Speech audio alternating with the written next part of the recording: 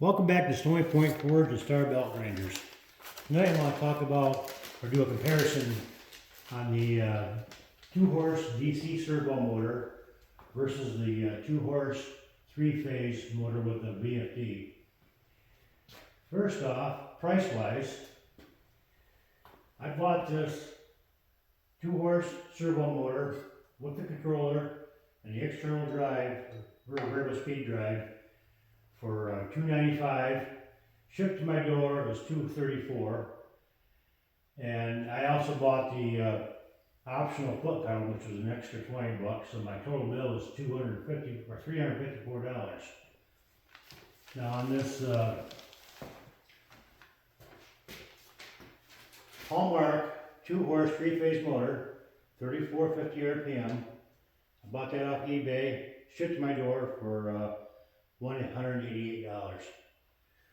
I bought this cheap Weaver VFD. It's a 220 volt, so I can achieve my full 2-horse and my motor. Shipped to my door, that was $73. And on this one, I had to do all the wiring myself, so the SJO cables, the strain reliefs, the plug was an extra $30, so I got a total of $291 in the motor, VFD, and wiring. The servo motor was all plug and play. Everything's just plug it in and go. Now as far as performance goes, like I said in the last video, this is a 110 unit at 3,500 RPM. I can slow it down.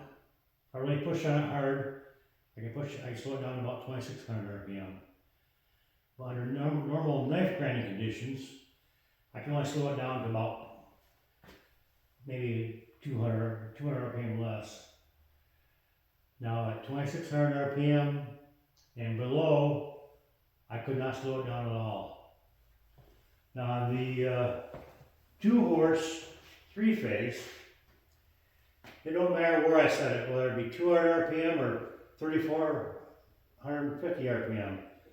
I could not slow it down a bit. I was pushing as hard as I could on it, and it didn't phase it a bit. Now these will both run forward reverse. This one right here, turn it on.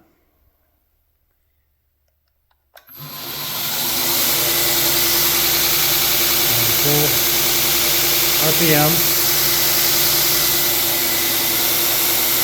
Stop it. Reverse it. Run.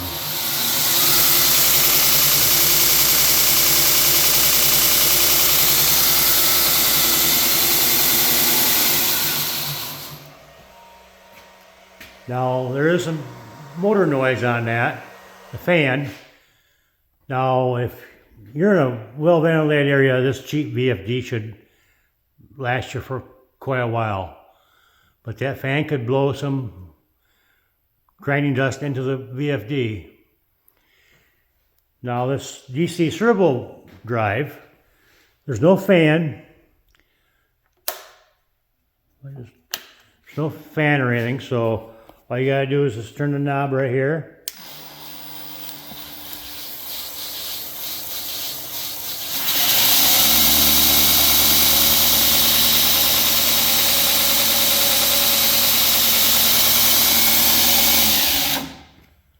So with this DC drive, with no fan blowing anything into the controls, will probably last you a lot longer.